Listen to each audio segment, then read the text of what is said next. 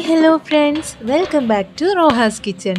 ഇന്നത്തെ റെസിപ്പി വീട്ടിൽ എളുപ്പത്തിൽ എങ്ങനെ പോപ്കോൺ ഉണ്ടാക്കിയെടുക്കാം എന്നതാണ്. ഇതിനായി ഓവനോ കുക്കറോ ഒന്നും തന്നെ നമുക്ക് ആവശ്യമില്ല. വീട്ടിൽ ഇതുപോലെയുള്ള സാധാരണ ഒരു ചീനച്ചട്ടി ഉണ്ടെങ്കിൽ പുറത്ത് നിന്ന് നമ്മൾ വാങ്ങിക്കഴിക്കുന്ന അതേ രുചിയിൽ നമുക്ക് പോപ്കോൺ ചെയ്തെടുക്കാൻ പറ്റും.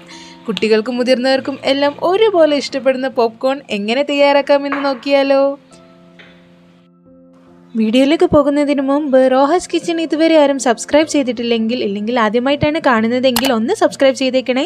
തൊട്ടടുത്തുള്ള ബെല്ലൈക്കണിൽ ഓൾ കൂടി പ്രസ് ചെയ്താൽ ഞാൻ പുതിയതായി ഇടുന്ന വീഡിയോസ് നിങ്ങൾക്ക് ഉടനടി നോട്ടിഫിക്കേഷനായി ലഭിക്കും. വേഗം പോകാം റെസിപ്പിയിലേക്ക്. ഇതിനായി ഞാനിവിടെ എടുത്തിട്ടുള്ളത് ഡ്രൈഡ് കോണാണ്, ഉണങ്ങിയ ചോളം. നമ്മുടെ തൊട്ടടുത്തുള്ള സൂപ്പർ മാർക്കറ്റിലൊക്കെ ഈസിലി ആയിട്ട് അവൈലബിൾ ആണ് ഇതുപോലെയുള്ള ഉണങ്ങിയ ചോളം. പോപ്കോൺ എന്നുള്ള പേരിലും ഡ്രൈഡ് കോൺ എന്നുള്ള പേരിലും നമുക്ക് സൂപ്പർ മാർക്കറ്റിൽ ഇത് പാക്കറ്റുകളായിട്ട് മേടിക്കാൻ കിട്ടും. ഞാനിവിടെ 200 ഗ്രാം ചോളം എടുത്തിട്ടുണ്ട്. ഈ 200 ഗ്രാം ചോളം കൊണ്ട് നമുക്കൊരു ചീനച്ചട്ടി നിറയെ പോപ്കോൺ ഉണ്ടാക്കാൻ സാധിക്കും. അടുത്തതായി നമുക്കിതിലോട്ട് വേണ്ടത് ഒരു 3 ടേബിൾ സ്പൂൺ ബട്ടറാണ്. ഞാനിവിടെ അൺസോൾട്ടഡ് ബട്ടറാണ് എടുത്തിട്ടുള്ളത്. അടുത്തതായി നമുക്ക് അടുപ്പത്ത് ഒരു ചീനച്ചട്ടി വയ്ക്കാം. അതിലോട്ട് ബട്ടർ നമുക്കിട്ട് കൊടുക്കാം.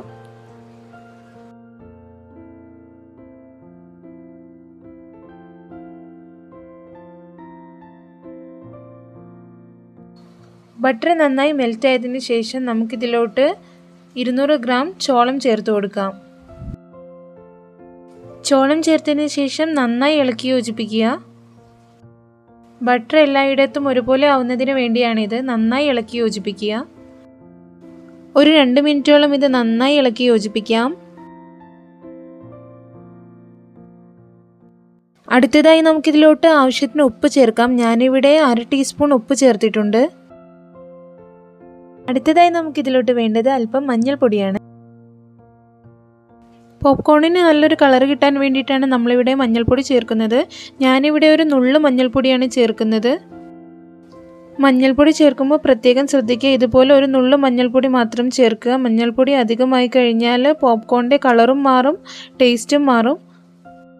ഇനി എല്ലാം കൂടെ ഒന്ന് സ്പൂൺ വെച്ച് മിക്സ് ചെയ്ത് കൊടുക്കാം. ഒരു 2 മിനിറ്റ് ഇതുപോലെ ഒന്ന് മിക്സ് ചെയ്യണം. അതിനുശേഷം നമുക്ക് മൂടി വെച്ച് വേവിക്കാം. പ്രത്യേകം ശ്രദ്ധിക്കുക, ഇതുപോലെ സൈഡിലൊക്കെ പറ്റി പിടിച്ചിരിക്കുന്ന ചോളമൊക്കെ നമ്മൾ നടുവിലേക്ക് ഇതുപോലെ ചേർത്ത് കൊടുക്കണം.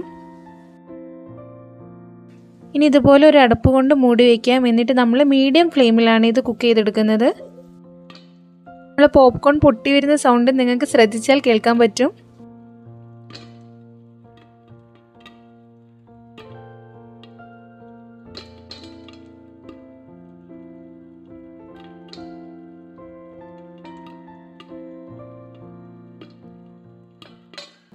ഇടയ്ക്ക് ഇതുപോലെ മൂടി പിടിച്ചൊന്ന് ഇളക്കി കൊടുക്കാൻ ശ്രദ്ധിക്കുക. ഇളക്കുമ്പോൾ ശ്രദ്ധിക്കുക, മൂടി മാറി പോകരുത്. പോപ്കോൺ മുഖത്തേക്ക് പൊട്ടിത്തെറിക്കാൻ സാധ്യതയുണ്ട്.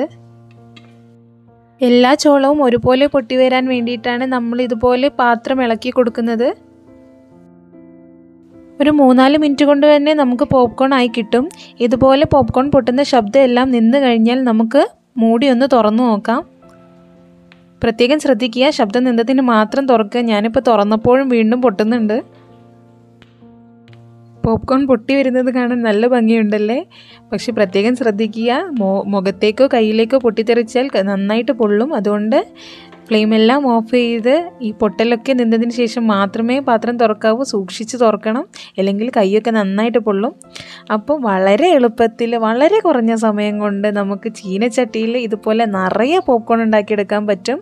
പുറത്തുനിന്നൊന്നും വാങ്ങിക്കഴിക്കേണ്ട. കുട്ടികൾക്കൊക്കെ ഒരുപാട് ഇഷ്ടപ്പെടുന്ന പോപ്കോൺ എന്തായാലും തയ്യാറാക്കി നോക്കുക. ഈ വീഡിയോ നിങ്ങൾക്ക് ഇഷ്ടപ്പെട്ടാൽ ലൈക്ക് ചെയ്യുക, ഉണ്ടാക്കിയിട്ട് കമൻറ്റ് ചെയ്യുക, ഇതുപോലെ നിങ്ങളുടെ ഫ്രണ്ട്സിന് ഷെയർ ചെയ്യുക.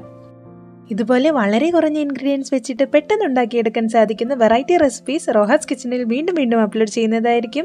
അതുകൊണ്ട് റോഹാസ് കിച്ചൺ സബ്സ്ക്രൈബ് ചെയ്യാൻ മറക്കല്ലേ. Bye from Rohas kitchen.